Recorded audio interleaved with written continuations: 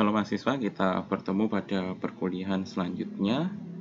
Hari ini kita akan ngomongin tentang penelitian research and development, atau kalau diartikan jadi ngulang-ulang ya, penelitian dan pengembangan. Ya, karena ini adalah bentuk tersendiri, penelitian dan pengembangan. Nah, ini adalah salah satu jenis penelitian yang sejatinya bisa diaplikasikan di berbagai ilmu dan berbagai cabang ilmu, bukan hanya di pendidikan, tapi sebenarnya bisa di tempat yang lainnya. Tapi utamanya kita akan ngomongin di bidang pendidikan. Bagaimana kita melakukan research and development di bidang pengembangan. Research and development sendiri juga dimiliki di setiap perusahaan, pabrik, startup. Mereka pasti akan punya bagian yang namanya R&D atau Research and Development. Dengan tujuan apa? Dengan tujuan untuk mengembangkan produknya terus-menerus sehingga dia bisa bertahan dan ya produknya bisa eksis. Oleh karena itu, dalam dunia pendidikan juga perlu adanya pengembangan produk. Jangan sampai media pembelajarannya hanya itu saja, buku yang seperti itu saja, kemudian metode pengajarannya hanya itu saja, dan lain sebagainya. Oleh karena itu, research dan development ini mendorong setiap praktisi pendidikan, baik guru, peneliti, dosen, dan juga kalian calon sarjana untuk bisa mengembangkan produk-produk pendidikan guna kemajuan dunia pendidikan. Ya. Nah, definisinya adalah sebuah penelitian pendidikan dalam usaha mengembangkan dan melakukan validasi suatu produk pendidikan. Nah, dalam R&D sendiri itu ada flowchart yang secara ringkas seperti ini. Kita melakukan penelitian, kemudian dari penelitian tersebut kita membuat desain produk, entah produknya produk apa dalam pendidikan, kemudian kita mengembangkan, dan pada akhirnya kita menghasilkan suatu produk akhir. Flowchart-nya hanya sesederhana ini sih. Buat riset, buat produk, buat pengembangannya, oke, jadi sebuah produk yang siap untuk dipublikasikan, yang siap untuk diberikan ke masyarakat luas. Kadang ya kita pasti akan ngerasa seneng sih, kayak produk kita, loh kok bisa ya dipakai untuk orang lain. Nah, produk-produk ini sangat banyak ya untuk dunia pendidikan. Nanti juga akan dijelaskan apa saja sih produk yang bisa dikembangkan. Nah, secara definisi dan alur flowchart, penelitian R&D sesederhana ini. Bisa dipelajari, bisa dilakukan. Namun, jarang yang melakukan dan belum ada. Nah, bagi teman-teman yang tertarik, bisa mendalami penelitian research and development ini.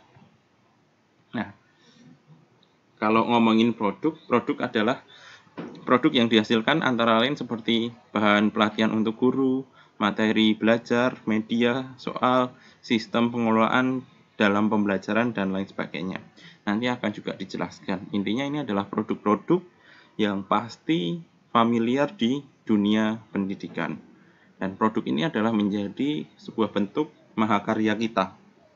Dan dalam pembuatan produk itu kita laporkan secara sistematis dalam konsep penelitian dan pengembangan. Terus, gimana cara melaporkan, cara menulis penelitian ini? Nah, kita harus mengenal dulu beberapa model-model R&D atau Research and Development.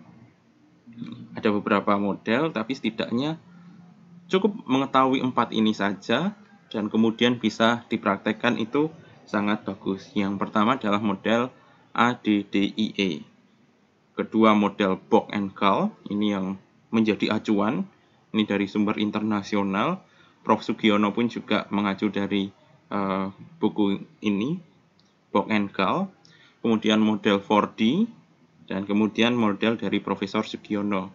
dosen dari Universitas Negeri Yogyakarta. Nah, ini adalah model-model R&D yang bisa kita kembangkan untuk membuat produk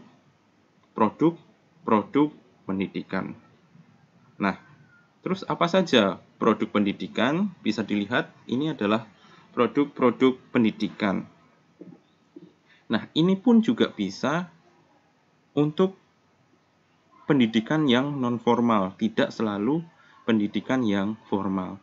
Seperti kurikulum, teknologi dan media, pembelajaran, pelajaran dan instruksi, kemudian pendidikan guru, yang ngomongin tentang kontribusi pembelajaran keprofesionalan para guru.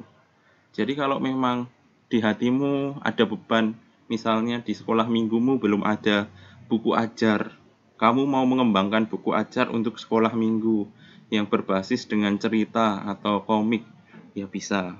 Atau mengembangkan media ajar, sudah ada buku ajarnya, tapi belum ada media ajar. Misalnya media alat peraga selama setahun, kamu mau membuatkan itu sangat bisa. Dan itu adalah karyamu.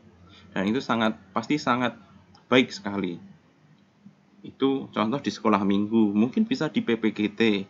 Kalau di PPGT ada bentuk atau konsep ibadah, mau membuat konsep ibadah yang baru, yang mungkin bisa dilakukan setiap 1 bulan sekali. Gimana konsep ibadah PPGT-nya yang juga melibatkan teknologi, namun juga ada kearifan lokal atau apapun bisa dimasukkan. Sehingga intinya kalau Anda tertarik membuat inovasi, membuat suatu produk yang ingin produk itu dikenal dan digunakan oleh masyarakat luas, maka penelitian research and development ini adalah penelitian yang harus Anda ambil. Nah, silahkan direnung-renungkan dulu. Kira-kira apa ya produk yang ingin saya kembangkan? Apa ya hal kebaikan yang ingin saya tawarkan? Baik di sekolah, mungkin di sekolah dasar, SMP, SMA, atau mungkin juga bahkan perguruan tinggi.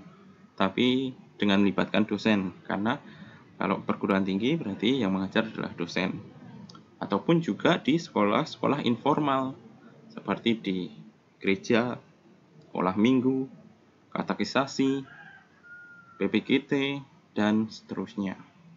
Nah, kalau terbersik, wah, aku mau buat produk ini, gimana ya kira-kira? Maka Anda harus mencermati gimana cara melakukan penelitian dan pengembangan. Dan jenis penelitian ini yang harus Anda ambil. Nah, ini ya, produk-produk dalam penelitian pengembangan terkhusus produk-produk pendidikan yang bisa Anda pilih, Anda renung-renungkan, dan kemudian pada akhirnya Anda akan kembangkan. Nah, ini saya ulang lagi.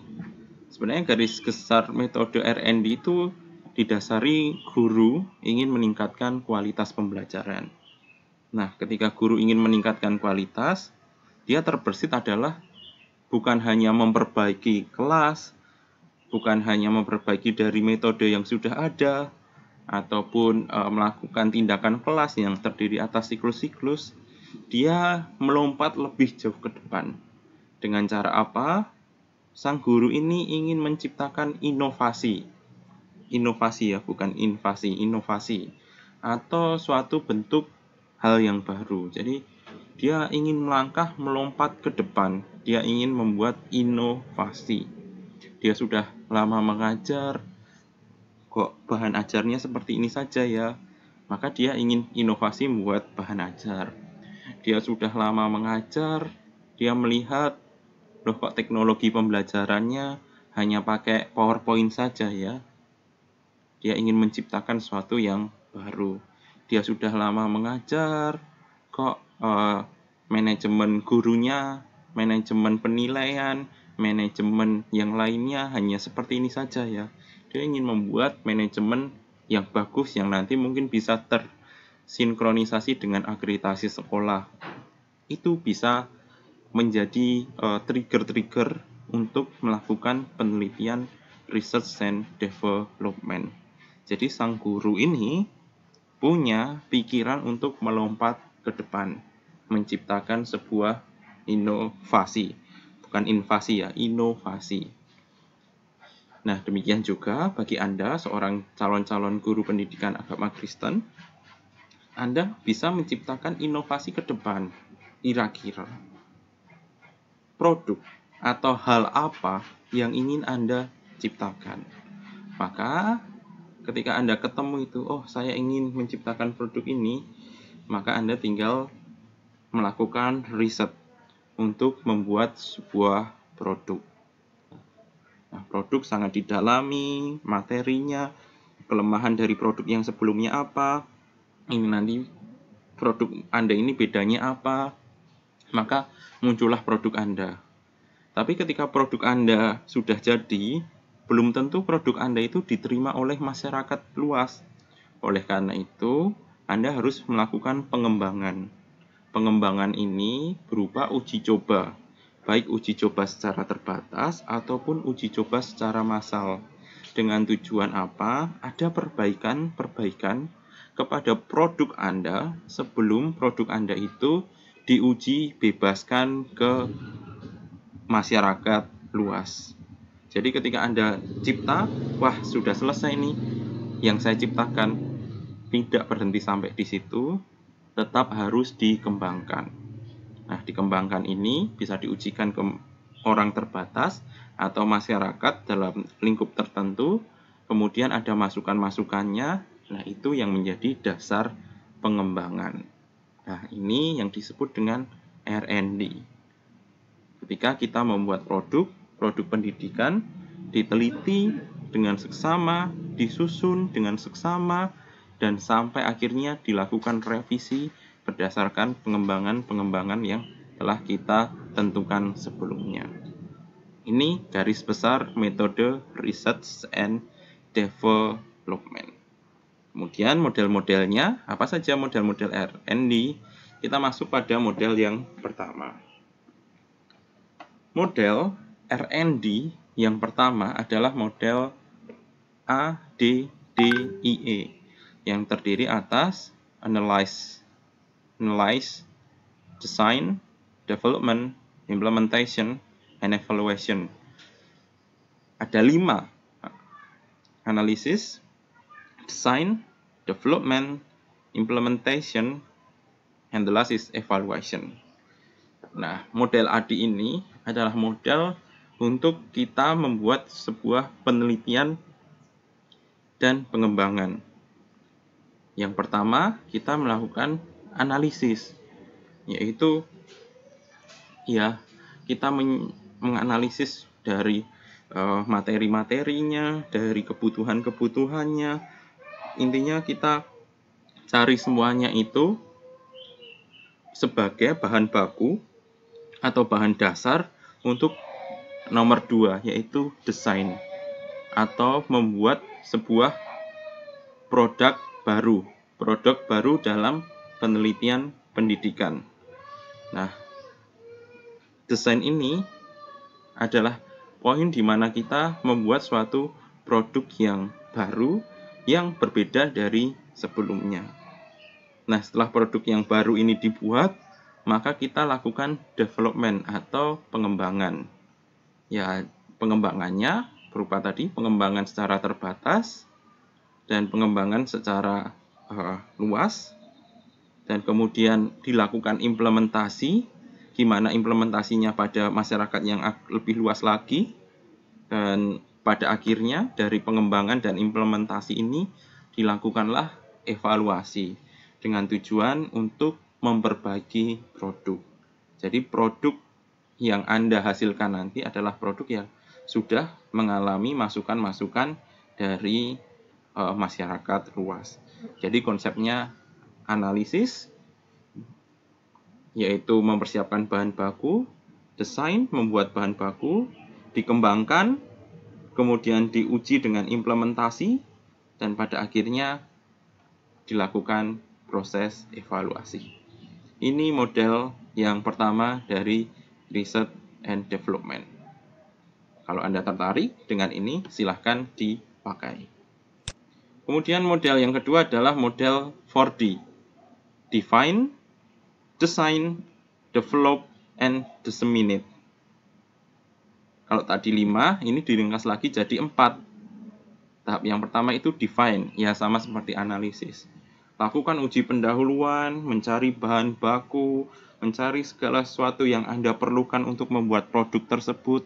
Misalnya saya mau membuat kurikulum, ya saya harus tahu dulu kurikulum sebelumnya, saya harus dulu materi ajarnya, saya harus tahu metode ajar apa saja yang digunakan, saya harus tahu capaian pembelajaran yang lalu seperti apa, yang akan datang kira-kira nanti akan seperti apa, kemudian capaian setiap mata pelajarannya, dan yang lain sebagainya. Nah, itu ada di tahap define, atau kalau di ADI tadi adalah tahap analysis. Tahap kedua adalah tahap design, di mana Anda membuat desain atau produk tersebut menjadi produk yang terbaru, yang berbeda dari sebelumnya. Jadi misalnya membuat kurikulum yang baru, ya berarti Anda membuat berdasarkan define yang sudah Anda kumpulkan tadi untuk mendesain sebuah produk yang baru. Tahap ketiga adalah develop, melakukan pengembangan, yaitu uji coba dan kemudian melakukan revisi produk, dan tahap terakhir yaitu ya tinggal dipromosikan atau disseminate. Jadi pada akhirnya produknya bisa digunakan oleh masyarakat luas atau oleh tenaga-tenaga pengajar yang lainnya. Ini model yang kedua, disebut dengan model 4D. Yang pertama model ADDIE, ini model 4D atau 4D. Kemudian yang ketiga adalah model Bock and Gall. Nah, model Bock and Gall ini sangat bagus karena sebenarnya acuan R&D itu berasal dari beliau ini, dan ini ada 10 ya. Yang pertama, lakukan studi pendahuluan, kemudian rencanakan penelitian. Ya, rencanakan penelitian ini dari tujuan, rumusan, sampai membuat calon produk, yaitu di C, pengembangan desain, mengembangkan produk. Kemudian kalau sudah dapat produk sampai pada poin C, kemudian lakukan D, preliminary field testing, yang melakukan uji lapangan secara terbatas.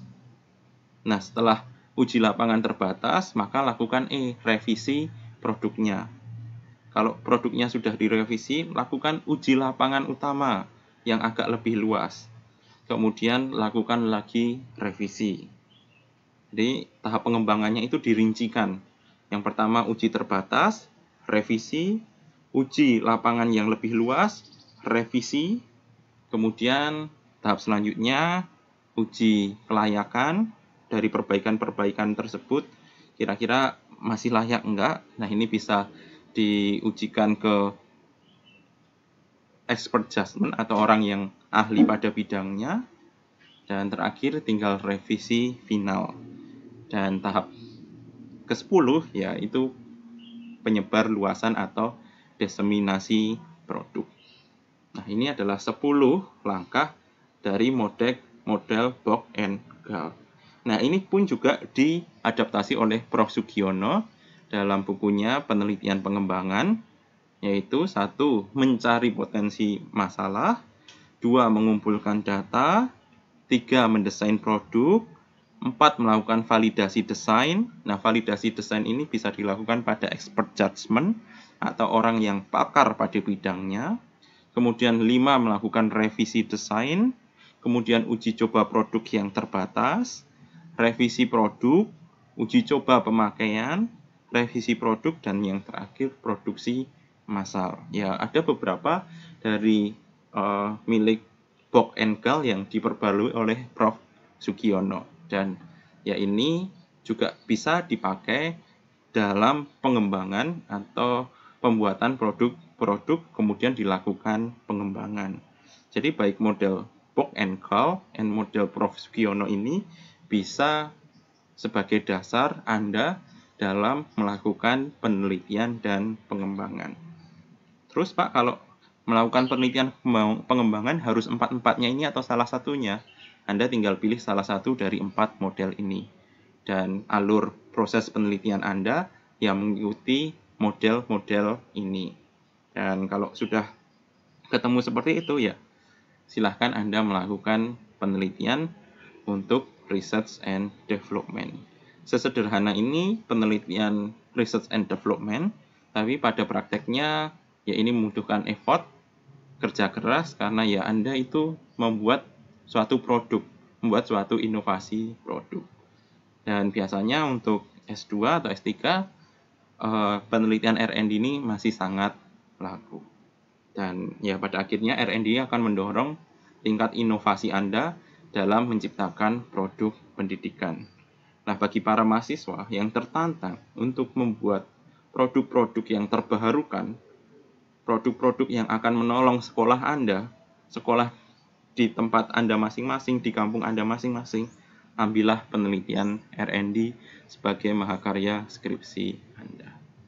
Ya, sampai di sini kuliah kita. Tuhan Yesus memberkati.